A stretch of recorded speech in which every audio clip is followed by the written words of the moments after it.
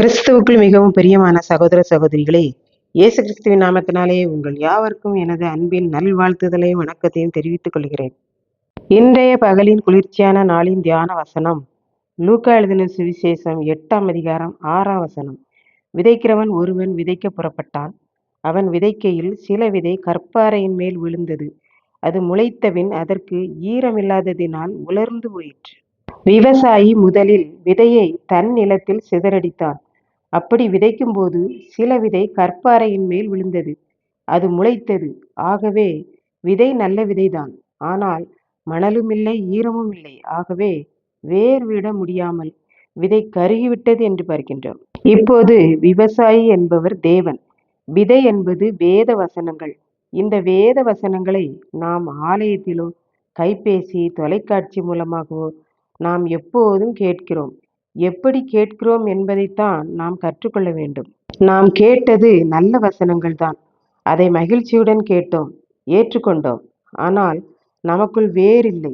கற்பாறையில் வெயில் அடித்தவுடன் சூடான ஒரு சூழல் உருவாகிறது போல நமக்கும் கஷ்டமான சூடான ஒரு அனுபவம் வாழ்க்கையில் உருவாகிறது. ஆகவே நாம் ஏற்றுக்கொண்ட வசனம் கருகி போய்விட்ட அனுபவம் உண்டாகிறது என்று பார்க்கின்றோம். அடுத்ததாக கேட்டு ஏற்றுக்கொண்ட வசனமாகிய விதைக்கு தண்ணீர் இல்லாத ஒரு வறண்ட நிலை, அதாவது பரிசுத்த ஆவியானவரை பெறாத நிலையிலே கேட்ட வசனம் ஈரப்பதம் இல்லாமல் போய்விடும். இதைத்தான் ஸ்பர்ஜன் சொல்கிறார். உணர்வு இல்லாத இருதயம், அவமானம் இல்லாத அனுபவம், மனந்திரும்புதல் இல்லாத நம்பிக்கை, ஆன்மீகம் இல்லாத செயல் உடையவர்கள் கேட்ட வசனங்கள் வறண்டு போன அனுபவமாகி விடும் என்கிறார். இப்படித்தான் ஒரு ஏழை பெற்றோர் தன் மகனை கஷ்டப்பட்டு நன்றாக படிக்க வைத்து வேலைக்கு தூர இடமாய் அனுப்பி வைத்தார்கள்.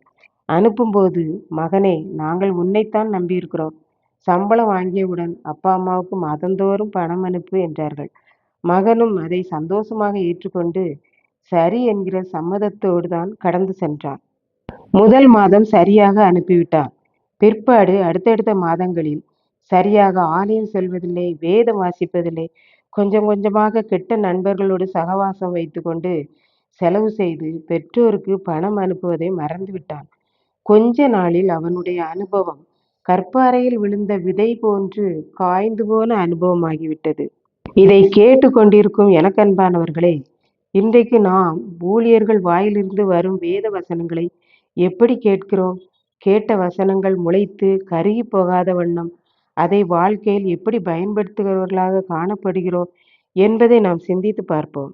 கிறிஸ்துவுக்குள் பிரியமானவர்களே, நாம் எல்லாரும் வசனங்களை கேட்டவுடனே சந்தோஷமாக ஏற்றுக்கொண்டு வீட்டிற்கு சென்றதும் நம் குடும்பத்தில் ஈரப்பதம் இல்லாத வறண்டு போகிற அனுபவம் உள்ள பிரச்சனைகள் வருமானால், ஆண்டவரே, நான் கேட்ட வசனங்கள் முளைத்து என் வாழ்வில் பலன் கொடாதபடிக்கு எனக்கு எதிராக போராடுகிற பிசாசானவனை ஜெயிக்க ஈரப்பதமான பரிசுத்த ஆவியானவரை என்மேல் ஊற்றும் என்று சொல்லி ஜெபிப்போம்.